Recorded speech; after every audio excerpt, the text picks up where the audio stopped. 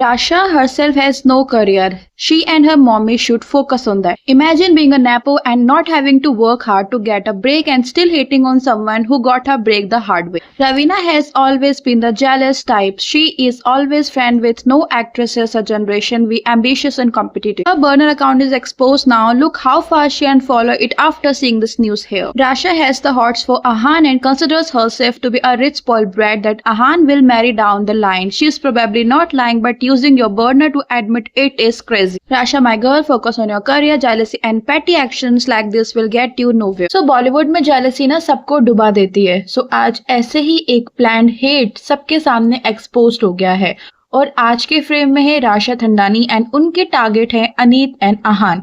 और ये भी डिस्कस करेंगे कि क्यों राशा को फेक अकाउंट बनाकर आहान पर नजर रखनी पड़ रही है. तो let's talk about it. But before we start it, if you really like my content then don't forget to subscribe and like and hype this video. So शुरू करते हैं. सो इस कंट्रोवर्सी से रेडिट से लेकर इंस्टाग्राम तक आग लग चुकी है. हम बात कर रहे हैं रवीना टंडन की बेटी राशा की, जो एक ऐसी गलती कर बैठी है जिससे शायद उनका स्वीट गर्ल इमेज हमेशा के लिए खत्म हो सकता है और उनके पीआर को अब बहुत ही ज्यादा उनकी इमेज क्लियर करनी पड़ सकती है. तो क्या राशा का कोई बर्नर अकाउंट पकड़ा गया है? तो चलिए इस पूरी कहानी को डिकोड करते हैं.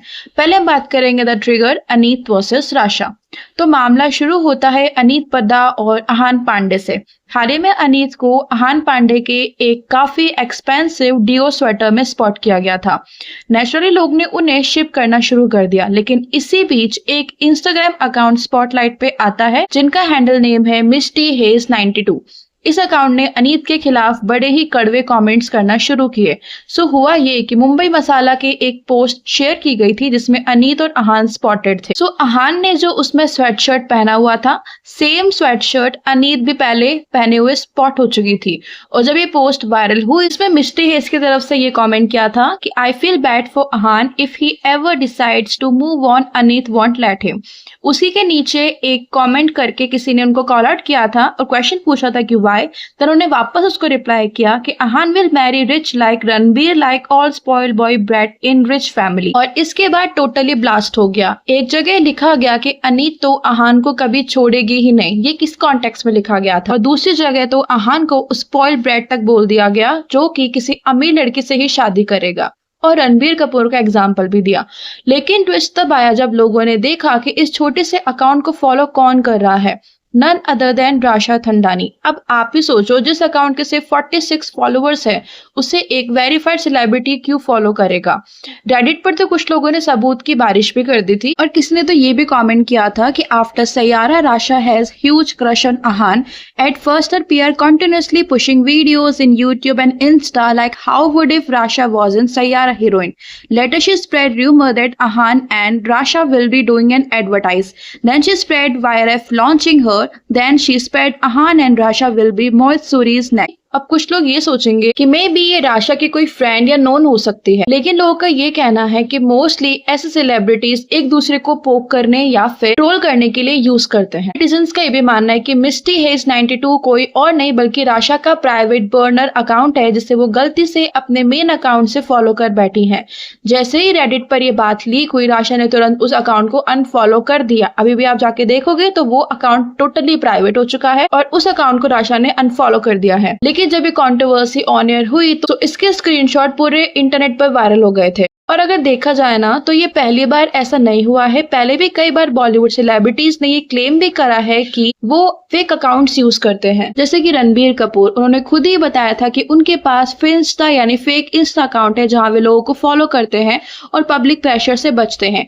आलिया ने भी कहा कि वो उन्हें फॉलो तक नहीं करने देते. और नेक्स्ट इज करीना कपूर खान, जो कि इंस्टाग्राम डेब्यू से पहले करीना ने सीक्रेट सोशल मीडिया प्रोफाइल होने की बात मानी थी जिनसे वो फ्रेंड एंड कॉलीग्स को स्टॉक करती थी और ये भी कंफर्म थी हिंदुस्तान टाइम्स के अकॉर्डिंग. फिर उसके बाद आती है सारा अली खान की. सारा ने भी इंटरव्यू में कहा था कि उनके पास फेक इंस्टाग्राम अकाउंट है जहां वे पोस्ट लाइक करती हैं और लोगों को स्टॉक करती हैं. और उन्होंने ये चीज भी एड ऑन करी थी कि ताकि हम ट्रोलर्स को हेट देने वालों को आंसर कर सके.